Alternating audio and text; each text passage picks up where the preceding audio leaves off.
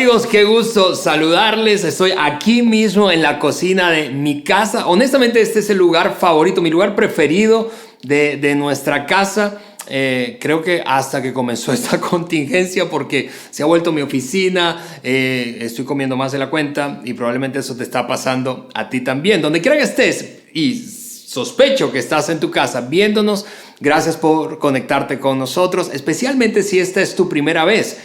Hay varios de ustedes que nos siguen desde hace mucho, son parte de esta comunidad de fe en cualquiera de nuestros campus y ciudades donde estamos, Ciudad de México, Saltillo o la ciudad de Monterrey. Pero si esta es su primera vez conectado con nosotros, gracias por aceptar la invitación de quien te la extendió, picarle, darle a ese link y conectarte por este medio con nuestra iglesia. Anhelamos entregarte en estos minutos siguientes, y este es mi compromiso, un contenido suficientemente útil, práctico y al mismo tiempo esperanzador.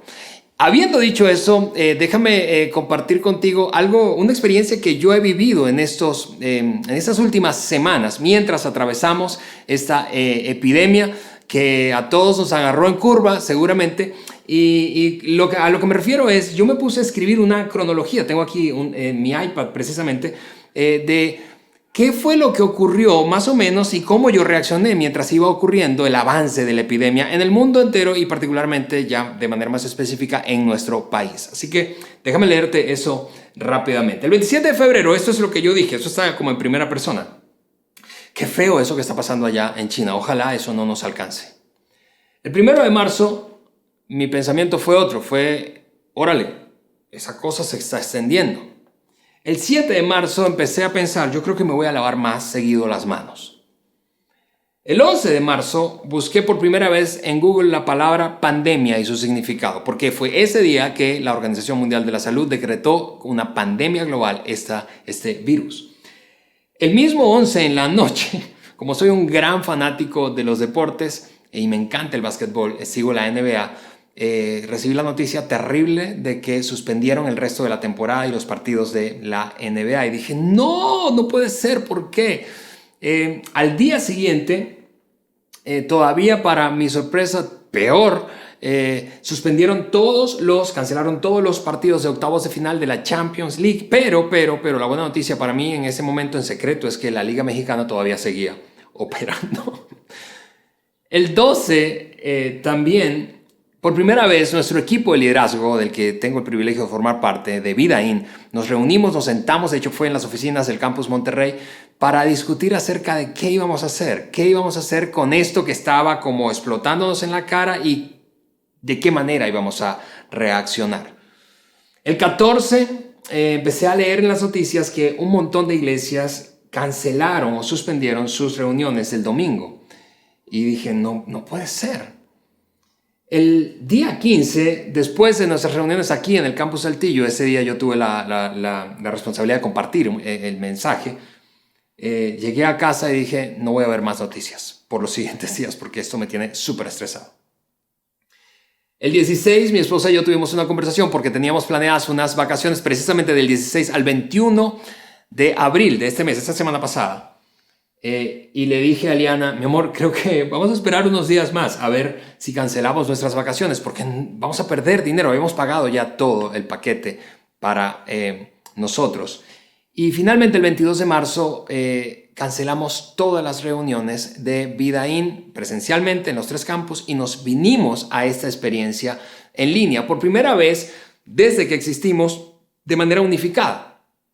Y eso honestamente cambió todo. Y lo que quise hacer fue pues identificarme contigo, porque seguramente tú tienes en tu mente, quizás no lo escribiste como yo, o sí, no lo sé, pero tienes allí una cronología que pudieras repasar y que darte cuenta que en menos de un mes, yo te leí desde el 27 de febrero al 22 de marzo, en menos de un mes, el mundo cambió, el mundo como lo conocíamos cambió y es increíble y no sé si alguna vez pensaste que todo esto podía ocurrir en menos de un mes. Es decir, toda la raza humana, absolutamente todos los seres humanos estar pensando y hablando del mismo tema y enfrentando la misma circunstancia. Es una cosa inédita. Ahora, yo creo que ha llegado el momento de pasar del estupor, tú sabes, de esos primeros momentos, semanas en donde nos preguntamos, ¿qué onda? ¿Qué está pasando? ¿Qué está pasando? ¿Qué está pasando?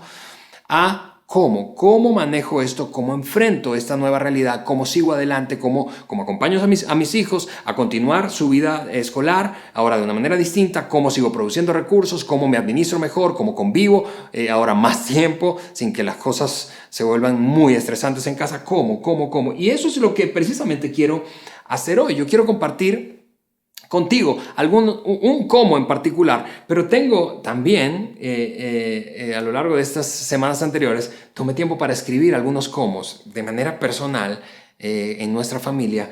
¿Cómo, por ejemplo, manejo las tensiones en casa mientras vivimos el aislamiento? Fue una pregunta que me empecé a hacer. ¿Cómo salgo de esta crisis con un mejor matrimonio del que entré? ¿Cómo ayudo a mis hijos a expresar y lidiar con lo que están sintiendo?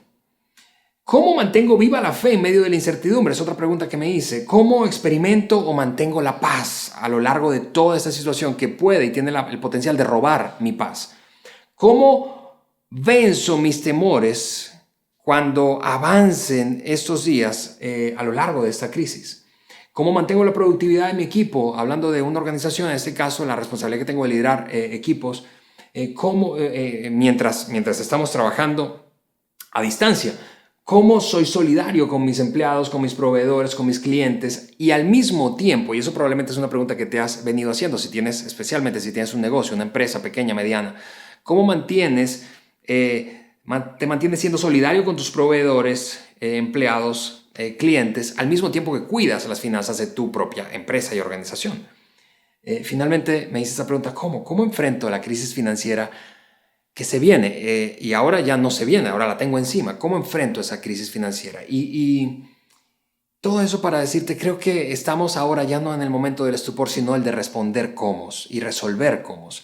El mensaje de hoy y por los siguientes minutos yo quiero compartir contigo la respuesta a un cómo, y para eso voy a echar mano de una referencia, y es este último cómo enfrentamos la crisis financiera que tenemos encima desde el punto de vista personal, familiar, y quizá seguramente es aplicable a tu organización, si tienes una organización.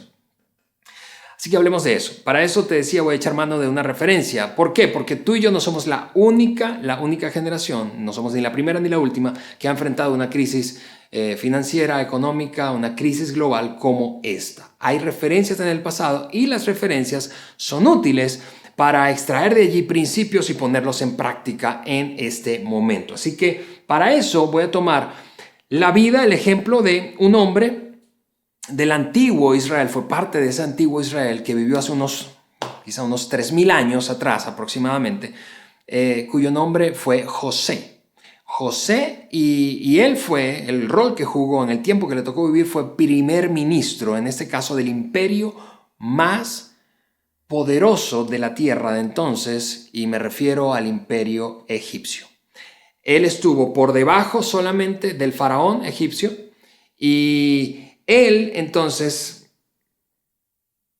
pues le dio un consejo al faraón para enfrentar la crisis financiera y la crisis humanitaria que vivirían en aquella época. Ahora, cuando tú escuchas ese nombre, probablemente tú dices, bueno, honestamente yo conozco toda la historia de José y lo único que no conozco es su rostro.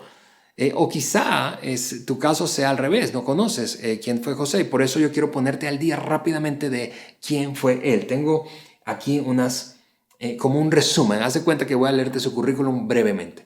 José fue el segundo hombre más poderoso del mundo, fue un líder extraordinariamente compasivo, al mismo tiempo guió a todo el mundo a través de la crisis económica global más fuerte de su época, lideró un programa de hambre, combatió el hambre por 7 años con éxito y fue un extranjero que prosperó en tierra ajena. Ese era José. Y te decía, el faraón, quien estaba al frente de todo ese imperio, había recibido un pronóstico terrible, un pronóstico de una manera mística, ¿verdad? No tenemos tiempo para ahondar en eso, pero quería confirmar si el pronóstico que le habían dado era correcto. Así que le pidió, luego de consultar a algunos, a José que le confirmara ese pronóstico. Y José no solo le confirmó el pronóstico, sino que le dio un consejo. Y yo lo que quiero hacer en estos minutos es repasar el consejo que José le dio al faraón, siendo el hombre más poderoso de la tierra, porque hay allí 3 tres recomendaciones en el consejo que le dio José que son perfectamente aplicables a tu realidad y la mía. Son completamente aplicables. Déjame repetirte eso. Son aplicables a tu realidad y la mía. Yo sé que probablemente me escuchas eso y dices, pero pausa, Alejandro, yo no soy ningún primer ministro. Y yo lo sé, yo tampoco. Y seguramente hoy ningún primer ministro nos está viendo. Ojalá no se pudiera ver un primer ministro escuchar este mensaje, no porque lo esté compartiendo yo, sino porque realmente el consejo fue poderoso. Pero a pesar de que no eres ningún primer ministro, tú y yo en algún sentido tenemos como un imperio, y ese imperio es nuestro hogar, nuestra familia, nuestro núcleo familiar. Es decir, tú allí tienes un ingreso recurrente, no importa si es salario o tu ingreso es variable o fijo, eres empleado o tienes una empresa propia o ganas por comisiones, tú tienes ingresos, tú tienes que administrar esos ingresos y en el mejor de los casos, deseablemente, tú debes rendir cuenta por el uso que das a esos recursos. Finalmente, tus decisiones afectan, las decisiones que tomas, financieramente hablando, afectan a otras personas. Así que eso se aplica perfectamente a ti. Solo para dimensionar el pronóstico que tenía el faraón y en general la tierra en ese momento, déjame leer un pequeño versículo que está en el libro de Génesis que el narrador de la historia documentó. El hambre, decía este hombre, y ahí estás leyendo ese versículo en la pantalla, el hambre será tan terrible que se borrará el recuerdo de los años de abundancia. Es decir, previo a la escasez, el mundo entero iba a vivir, y Egipto iba a vivir un periodo de bonanza, de abundancia grandísimo. 7 años de abundancia seguidos por 7 años de escasez y miseria y hambre.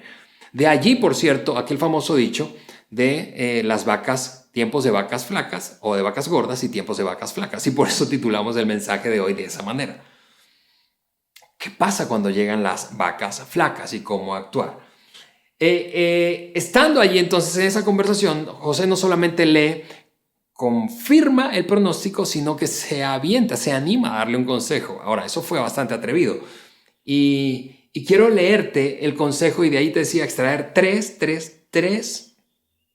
sugerencias muy aplicables, 3 sugerencias muy aplicables de ese consejo. Así fue que le dijo José después de confirmar el pronóstico. Tengo pues una sugerencia que hacerle y cuando le dice sugerencia, lo está haciendo con cuidado, sabe que pisa terreno peligroso. ¿Por qué? Porque no hay peor consejo que el que no se pide. Y darle un consejo a un faraón en aquella época que no te pidió podía costarte la vida fácilmente. Así que es por eso que él dice, tengo una sugerencia y está como con pinzas. Y entonces le continúa diciendo, léelo allí en la pantalla, busque al hombre más sabio de Egipto y póngalo a cargo de la administración de la agricultura y de la economía de la nación. Primera sugerencia o recomendación de ese consejo. Primero de 3. Primero. Vamos, tú y yo necesitamos buscar consejo. Y cuando José le dijo al faraón, busca, es porque sospecho que te pareces un poco como yo al faraón. A veces tenemos frente a nosotros a quienes podrían orientarnos y darnos herramientas, ayudarnos a construir claridad, disipar dudas, tomar decisiones más sabias, pero no lo buscamos. No lo buscamos. Es una decisión activa, es proactividad. Busca. Le dijo, busca consejo. Y buscar consejo, que es la primera recomendación de ese gran paquete que le entregó José al faraón, nos libra honestamente de algo que tú y yo creo que tendemos a hacer y es a autoengañarnos. Si te pareces un poquitito a mí, tú tienes una tendencia a autoengañarte. Compras una idea, te repites una idea, crees que va a funcionar, pero en el fondo no funciona porque te estás autoengañando. El poder de buscar consejo, entre otras cosas, es que construye sabiduría y te ayuda a disipar las dudas y el apego emocional que puedes tener con una idea. Así que busca consejo. En esta crisis financiera, allí en las decisiones que tienes que tomar como familia, busca consejo. Busca consejo. Eso básicamente en la práctica significa esto. Yo sé que necesitamos actuar rápido en una crisis, pero antes de hacer una compra, pregunta. Antes de vender, pregunta. Antes de hacer acuerdos o renegociar acuerdos, pregunta. No tomes decisiones sin preguntar. Eso es la aplicación práctica para ti y para mí de aquel consejo viejísimo. Luego siguió diciendo José a el faraón: Su Majestad divida a Egipto en 5 distritos administrativos y haga que los oficiales, es decir, ponga oficiales allí, haga que los oficiales hagan algo. Ok, en la segunda parte de recomendación de ese consejo es: organízate. En tiempos de crisis necesitas estar organizado. Eso puede ser muy amplio, pero básicamente voy a decirte, necesitas comunicarte, sobrecomunicarte. Si tienes ahí en tu familia, necesitan hablar más de las finanzas, hablar más de las decisiones, hablar del presupuesto, hablar de los ajustes, hablar. Es una gran oportunidad para enseñar a tus hijos, habla. Es una gran oportunidad con tus empleados, con tus equipos, a pesar de que estás a distancia ahora, habla con ellos, sobrecomunica. Es mejor sobrecomunicar que guardar silencio. Sobrecomunica, pero si no hay, ¿por qué? Porque si no hay una buena comunicación, si no hay claridad, si no se administran bien los recursos, si no confías en tu gente, será virtualmente imposible salir bien parado de esta crisis. En medio de una crisis, el consejo fue demasiado práctico si lo piensas bien. No solamente busca consejos, sino, número 2, tú y yo necesitamos organizarnos. Luego siguió diciendo, reúnan a través de todos esos oficiales esa estructura organizativa. Reúnan en los graneros reales todo el excedente de los próximos 7 años para que haya suficiente alimento durante los 7 años de escasez. Tercera parte o recomendación de ese gran consejo. Lo primero, busca consejo. Lo segundo, organízate. Y lo tercero, ahorra o disminuye tus gastos. Reduce. Y yo sé que puedes estar pensando algo que resulta quizá obvio, y es que es difícil cuando estás metido en una crisis empezar a organizarte y reducir gastos. Si no has desarrollado esos hábitos, es difícil. Yo quiero serte honesto. ¿Por qué? Porque José le anticipó y de hecho le dio este consejo al faraón antes de que ocurriera todo aquello. De hecho, antes de que empezara la bonanza, de tal forma que si lo hacemos antes, estamos mejor preparados para cuando llegue la temporada de vacas flacas. Pero el punto es que a pesar de que es difícil, es posible. Así que quiero animarte a ahorrar. Ahorra, porque si ese es tu caso, buscar consejo para priorizar por dónde empezar es imprescindible. Además, te ayuda a identificar si te estás apegando a algo. La mirada externa te ayuda a clarificar. Dicho de una manera muy sencilla, ahí están los tres recomendaciones de aquel gran consejo que le dio José al faraón. Número 1, busca a otros, escucha a otras personas. 2, organízate. Necesitas organizarte, hablar más, clarificar más. Número 3, reduce gastos, reduce para pagar deudas, aprovecha los estímulos que están dando algunas instituciones financieras en nuestro país, independientemente de cuál sea el país donde nos ves, seguramente hay programas, hay decisiones que pueden beneficiarte para generar un poco de margen. Paga deudas, no sigas acumulando deudas, reduce tus gastos al máximo. 3 recomendaciones, un paquete de consejos súper prácticos. No sé si te parece como a mí, a pesar de que pasó tanto tiempo. José cerró su mensaje de una manera magistral. Le dijo esto para concluir al faraón. Lo voy a poner ahí, lo vas a ver ahí en la pantalla. Si hace esto, querido faraón, evitará el desastre. Y así evitará el desastre. Si haces eso, evitarás el desastre. En otras palabras, si me prestas atención, no vas a tronar. Si buscas consejo, no vas a tronar. Si te organizas, no vas a tronar. Si ahorras o disminuyes tus gastos, no vas a tronar. Eliana y yo, mi esposa y yo, nos sentamos cuando esto explotó. Y ella, como es la persona que maneja las finanzas, administra el dinero en nuestra casa, me dijo, hey, necesitamos reducir nuestros gastos. Y me metió en una dieta. Y la dieta es la siguiente. Me dijo, necesitamos bajar y la meta es bajar esto. Y eso nos da un 29% de ahorro o de disminución de gastos. Y yo dije, órale, eso está... Y obviamente fue difícil. Pero si no disminuimos los gastos, es muy complicado que salgamos bien de esto. Vas a experimentar un downgrade, todo el mundo está perdiendo. Algunas aplicaciones prácticas de esto y te las lanzo así aleatoriamente. Tengo algunas notas. Familias reduzcan sus gastos entre un 20 y un 30% en los siguientes 120 días. Si tú tienes una empresa, una pequeña empresa, haz un plan de reducción progresivo dependiendo de lo que ocurre y cómo se mueve el mercado del sector donde tú operas. Si te cuesta, si dices, no, yo Alejandro, yo no puedo honestamente reducir. ¿De dónde más? Ok, busca consejo. porque probablemente lo que te está pasando es que estás apegado emocionalmente. Y otro no tiene el apego emocional. Una mirada externa te va a ayudar a descubrir que estás apegado emocionalmente a algo que no necesitas para poder enfrentar o salir de la crisis bien parado. Así que ahí está, un consejo con 3 recomendaciones para enfrentar la crisis financiera que tenemos encima con éxito. Ahora, honestamente, si la historia terminara allí, quedaría incompleta, porque José sería sencillamente un hombre brillante, un hombre súper inteligente, atinado con el consejo. Todas esas recomendaciones las aplicó a Egipto y salió bien parado de la crisis. De hecho, salió intacto, básicamente. Pero José, como tú y como yo, era un hombre de carne y hueso. Tenía rollos irresueltos, conflictos familiares irresueltos, atoros emocionales arrastrándose desde su pasado. Solo para ponerlo en perspectiva, José creció en un hogar súper disfuncional. Súper disfuncional. Si tú crees que tu hogar ha sido disfuncional, déjame decirte cómo era el hogar de José. José tenía una relación tan tóxica con sus hermanos que sus hermanos se hartaron al punto de que lo secuestraron y lo vendieron como esclavo. Y luego de venderle como esclavo, pues fue un esclavo en un país extranjero.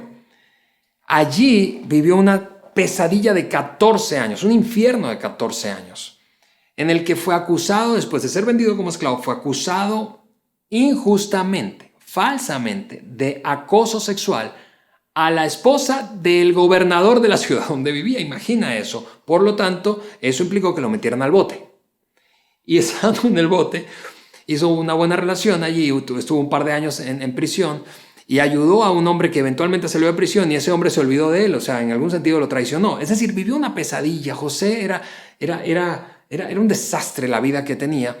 Y milagrosamente, después de salir de prisión, 14 años después de haber sido traicionado por sus hermanos, se convirtió en ese hombre que te decía, el segundo más poderoso de la tierra. Y esta parte con la que quiero cerrar el mensaje, refiriéndome a esa vida complicada de José, es completamente opcional para ti. Yo quiero que sepas eso, especialmente si tú no te consideras un seguidor de Jesús. Si tú no te consideras un seguidor de Jesús, esto es completamente opcional para ti. Estamos agradecidos de que te hayas conectado, estamos agradecidos de que te hayas dado la oportunidad y aceptado la invitación de quien te la extendió.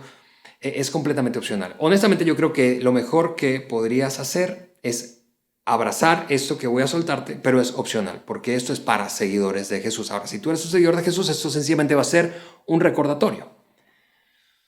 El proceso de 14 años de pesadilla que te narré hace un momento curtió a José, lo hizo madurar, y eso creo que es evidente, nos haría madurar a básicamente cualquiera de nosotros.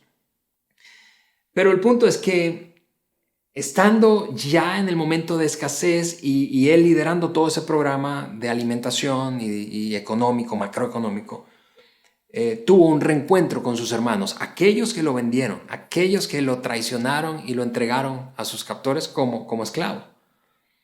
Imagina lo dramático del momento. Imagina ese momento en el que tú te encuentras con alguien que se supone no debía traicionarte, pero lo hizo al punto de que destruyó tu vida. Tienes 14 años que no los ves y ahora estás cara a cara con ellos, pero ahora estás en una posición diferente. Tú tienes el poder. Una decisión tuya los destruiría. ¿Cómo reaccionas? ¿Cómo reaccionas ante quien te hizo daño? No un poquito de daño. No es que dijo una mentira tuya. No, quien acabó con tu vida durante 14 años. Ahora estás en otra posición, pero durante 14 años pensaste, ellos me destruyeron. Eso es lo que ocurrió en esa conversación. Y voy a solamente leer uno de los versículos favoritos, de mis versículos favoritos de la Biblia. Es verdad que ustedes pensaron hacerme mal, pero Dios transformó ese mal en bien para lograr lo que hoy estamos viendo. Y ahí en tu pantalla has visto resaltadas 3 palabras. 3 palabras con las que quiero terminar. Mal, Dios, bien. Mal, Dios, bien. Mal, Dios, bien. Porque es una secuencia. Siendo esta la parte opcional, te repito. es una secuencia que veo ocurrir en todos los que abrazan a Dios y lo incorporan como el centro de sus vidas, el núcleo de sus vidas. Ocurre algo trágico, involucran a Dios y eso se transforma en algo bueno eventualmente. Es extraordinario. Lo puedes encontrar en todas las historias bíblicas de hombres y mujeres que atravesaron momentos difíciles y en personas, no nada que ver con la Biblia, sino que en la actualidad han decidido abrazar a Dios y hacerlo el núcleo. Porque honestamente creo que tendríamos que reconocer que a todos en algún momento u otro la vida nos pone de cabeza. A todos. Y ya ni siquiera estamos hablando de una pandemia. Es decir, a todos nosotros, nadie, es ingenuo pensar que somos invulnerables. Pero también sería ingenuo pensar que el mal triunfará permanentemente sobre el bien. Eso es ingenuo, especialmente si has decidido abrazar a Dios. Nadie se salva de que la vida de tiempo en tiempo nos ponga de cabeza. Ni la esposa que descubre que su esposo tiene un amante, ni el hombre de negocios que descubre que su socio le hizo una jugada fraudulenta, ni el adolescente que descubre que después de una noche de amor y pasión lo que le quedó fue un embarazo no deseado, ni el líder que batalla secretamente con sus inseguridades y temores. Todos en alguno o varios momentos a lo largo de nuestra vida experimentamos qué significa eso de que el mundo se ponga de cabeza. Mal, mal, mal. Y yo creo que esa secuencia describe lo que hoy tú y yo enfrentamos. Porque coincidirás conmigo que no podríamos decir que esta situación es buena. En principio, vamos, seguro tú y yo coincidimos en que la reducción de tu salario, si ese es tu caso, en 20, 30, 40, 50%, o de plano la pérdida de tu trabajo, o la pérdida de toda tu inversión o tu empresa por un caño. Eso no es algo bueno, no cae en la categoría de bueno, es malo. Pero, aquí está lo opcional, si tú abrazas a Dios y lo haces el centro de tu vida, eventualmente vas a voltear. Lo he visto una y otra vez en más de 24 años que tengo siguiendo este camino. Vas a voltear y vas a decir, lo que otros pensaron que era mal, Dios lo transformó en algo bueno. Y lo que quiero hacer para terminar es hacerte una invitación. A ti, que eres un seguidor de Jesús, y sencillamente esto es un recordatorio. Una invitación para abrazar, sí, el consejo y ponerlo en práctica. Este viejo consejo de José funciona para enfrentar la crisis financiera que vives. Pero también para recordarte, vamos, sigue siendo a Dios el centro de tu vida. Y si tú nos ves por primera vez, y si tú no te consideras un seguidor de Jesús, esta parte que te decía es opcional, quiero hacerte esa invitación. Haz a Dios el centro de tu vida. Si lo haces, eso es lo que sé, como lo he visto y lo he aprendido a lo largo de los años. Lo que hoy es malo, eventualmente podrás decir, Dios lo transformó en bien. Así que con eso dicho, permíteme guiarte en una oración. Yo quiero pedirte que me sigas en esa oración. De hecho, si estás ahí en tu casa, es una buena oportunidad para tomar la mano de quien está ahí acompañándote. Si estás solo, sola, ahí sencillamente inclina tus ojos, tu rostro, cierra tus ojos para no distraerte y sígueme. Yo quiero pronunciar una oración y que tú la sigas. Dile esto a tu Padre Celestial. Dile, Señor, yo hoy decido rescatar de este consejo, Señor, esas 3 recomendaciones y ponerlas en práctica en mi propia vida. Voy a buscar consejo, voy a organizarme mejor y voy a reducir mis gastos y ahorrar para crear margen. Pero, Señor, aún más importante que eso, yo quiero abrazar tu oferta, tu invitación de hacerte a ti el centro de mi vida. Porque a pesar de que lo que hoy viva o en el futuro sea malo, si tú eres el centro, lo convertirás en algo bueno. Oro en el nombre de Jesús. Amén.